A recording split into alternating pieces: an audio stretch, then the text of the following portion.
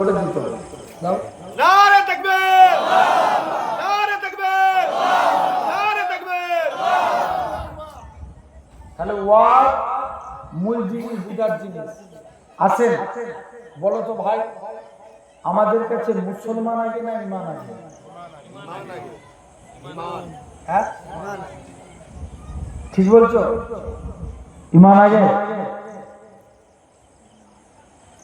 বলো বলো বলো, ইমান আগে। Yes. ভাই ইমান না থাকলে সে কি মুসলমান? তাহলে আগে ইমান আনতে হবে, তারপরে মুসলমান। আসেন, আমাদের ইমান চার প্রকার। কয় প্রকার? চার প্রকার। নাম্বার 1 ইলমুল ইয়াকিন, জ্ঞানের দ্বারা ইমান। কিসের দ্বারা? জ্ঞানের দ্বারা। আল্লাহ প্রতিটা মানুষকে কম বেশি জ্ঞান দিয়েছে না দেয়নি? দিয়েছে। আল্লাহ আমাদের জন্য দুটো রাস্তা রেখেছে, একটা ভালো আর একটা খারাপ। ভালো রাস্তায় হারলে জান্নাত, খারাপ রাস্তায় হারলে জাহান্নাম। আমরা ভালো রাস্তায় হাঁটবো না খারাপ রাস্তায় হাঁটবো, এটা কিসের দ্বারা সিলেক্টেড করি? বলো বলো, ব্রেনের দ্বারা। এটার নামই ইলমুল ইয়াকিন, জ্ঞানের দ্বারা। ভাই অনেক চোর চুরি করে, চোরের কপালে কি আল্লাহ চুরি করাই লিখে রাখে? বড় পীর আব্দুল কাদের জিলানী এক চোর, হুজুরের জামানায় 30 বছর চুরি করছে, কেউ তাকে ধরতে পারেনি। আমি মনে মনে নিয়ত করছে, যাই বড় পীর সাহেবের বাড়িতে চুরি করতে যাব, হুজুর যদি ধরতে পারে জানবো হুজুর বড় পীর, না ধরতে পারলে আমি চোর বড় পীর। কে বলছে? জোর করে বলো। চোর বলছে। চুরি করে একটা ব্যাগের মধ্যে মাল ভরেছে, বলছে বেরোতে পারলেই তো আমি আল্লাহর ওলি। যেই বেরোতে গেছে আল্লাহর কুদরত, অটোমেটিক দরজা বন্ধ হয়ে গেছে। জোরে বলো। আর একটু চিল্লে বলা গেল না? দ্বিতীয়বার দরজা খুলতে এসছে, দরজা খুলে গেছে। তৃতীয়বারের বেলায় পুরোপুরি ব্লক, খালি হাতে গেলেও দরজা খুলছে রে, আর ভর্তি হাতে গেলেও দরজা খুলছে না। চোর বলছে এবার পড়েছি, ধরা যায়। বড় পীর সাহেবের কদমে পড়ে গেছে, হুজুর বিয়াদবি মাফ করেন, আমি চোর সাক্ষ্য দিচ্ছি, আপনি হচ্ছেন বড় পীর। জোরে বলবে না? কে বলছে? চোর বলছে। চুরি করে ব্যাগের মধ্যে ভরেছে। যাও যাও। তাহলে এটার নাম আব্দুল কাদের জিলানী। 1 নাম্বার ইলমুল ইয়াকিন, জ্ঞানের দ্বারা ঈমান। 2 নাম্বার আইনুল ইয়াকিন, চক্ষুর দ্বারা ঈমান। কিসের দ্বারা? চক্ষুর দ্বারা। আপনারা হলদিয়ার মানুষ দীঘায় গেছেন, দেখবেন দীঘায় এখন 70% মুসলমান যায়। কত পার্সেন্ট? 70%, 170%। দীঘাতে কদিন আগে একটা বিরাট বড় মন্দির হলো, কি নাম? জগন্নাথ মন্দির। এখন বলো, দীঘার জমিনে 1600 কোটি টাকা খরচা করে মন্দির হলো। বলো আমার সোনার ভাইরা, এত টাকা খরচা করে মন্দির হলো, কিন্তু বলো আজ এই দীঘার জমিনে একটা মসজিদ বানানোর দরকার আছে না নাই? আছে।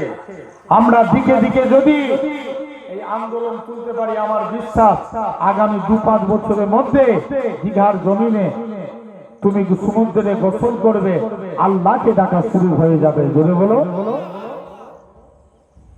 এটা হলো 2 নম্বর আইনুল ইয়াকিন। হাওড়া ব্রিজ, কথা বলে, হাওড়া ব্রিজ কি সেতু? ঝুলানো সেতু। হাওড়া ব্রিজের দুধারে দুটো পিলার আছে না নাই? আছে। তারপরে হাওড়া ব্রিজ ঝুলানো সেতু। আমার ঘরের যুবকরা বলে, দেখেছিস বিজ্ঞানীদের কি ব্রেন, হাওড়া ব্রিজে ঝুলানো সেতু করেছে। হাওড়া ব্রিজের দুধারে দুটো পিলার আছে, কিন্তু আমার আল্লাহ এই আসমানকে বিনা খুঁটির দ্বারাই দাঁড় কাটিয়ে রেখেছে। সুবহানাল্লাহ। আরেকটু জোরে বলো। সুবহানাল্লাহ। কিসের দ্বারা? বিনা খুঁটির দ্বারা। 2 নাম্বার আইনুল ইয়াকিন, মানে চক্ষুর দ্বারা ঈমান। 3 নাম্বার গায়বুল ইয়াকিন, আমরা আল্লাহ মানি দেখে না দেখে। জোর করে বলো, না দেখে। এটার নাম গাইবুল ইয়াকিন। চতুর্থ নাম্বার বাসুল ইয়াকিন, ঠেলাই পড়লে আল্লাহকে ডাকে। আছে না নাই? কদিন আগে একটা প্লেন ক্রাশ হলো, প্লেনটা যখন আসমান থেকে জমিনায় পড়ছে, প্লেনের ভিতরে যত সবাই ছিল সব জোরে জোরে কলমা পড়ছে। অথচ খবর নিয়ে দেখো, এরা যখন প্লেনে উঠেছে একবারও আল্লাহকে ডাকে। এটার নামই বাসুল ইয়াকিন, ঠেলাই পড়লে আল্লাহকে ডাকে। কিসে বললেন? ঠেলাই পড়লে। আসেন আমার ভাইরা, আব্বারা, তরুণীরা, একটু মন দিয়ে শুনে। তাহলে আগে ইমান, তারপরে মুসলমান। ভাই ইমান হলো আমাদের নবী। আচ্ছা, আমরা নবীকে কারা কারা ভালোবাসতে চাই হাত তুলে দেখাও তো। সবাই ভালোবাসে। নারে তাকবীর! নারে তাকবীর! নারে তাকবীর! ভাই হাত তুললেই কি নবীর ভালোবাসা হয়ে যায়? জোর করে বলো। জীবনে হয় না। আছে এক নাম্বার, নবীর মোহাব্বত আনতে গেলে আগে আপনাকে নবীর সুন্নতকে ভালোবাসতে হবে। নবীর সুন্নত। নবী বলছেন মান হাব্বা সুন্নতি, যে আমার সুন্নতকে ভালোবাসলো ফাকাদ আহাব্বানি, সে আমি নবী আমায় ভালোবাসলো। ওমান হাব্বানি, যে আমাকে ভালোবাসলো কানা মাই ফিল জান্নাত, আমি রাসূল কথা দিলাম তাকে জান্নাতে না নিয়ে যে আমি নবী আল্লাহ জান্নাতে যাব না। জোরে বলো। তাহলে আসেন, আমরা যদি দিনে একটা সুন্নত মানি, বছরে কটা মানা হবে? 365টা। দিন ছেড়ে দেন। মাসে যদি একটা মানি, বছরে 12টা। মাসে একটা করে মানবেন, বলো ইনশাআল্লাহ। ইনশাআল্লাহ। ইনশাআল্লাহ।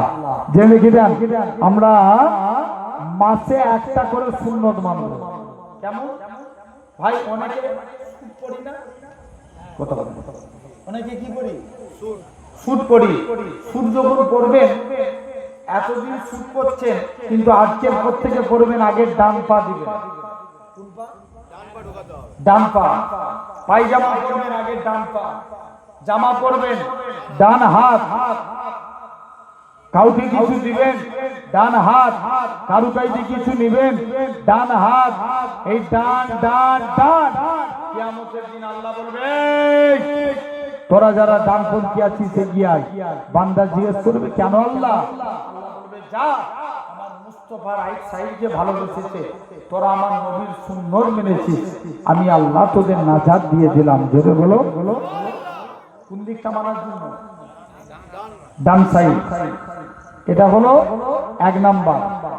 2 নাম্বার, আমরা যখন ভাত খাবো, মাকে যে বলবেন মা আমাকে দস্তরখানা বিছিয়ে দাও, নাহলে আমি ভাত খাবো। কি বিছাতে বলবে? দস্তরখানা। জানবেন দস্তরখানা বিছিয়ে ভাত খাওয়া নবীর সুন্নাত। জোরে বলবে না? হযরতে আনাস একদিন দস্তরখানায় কিছু খেয়ে হাত মুছেছে।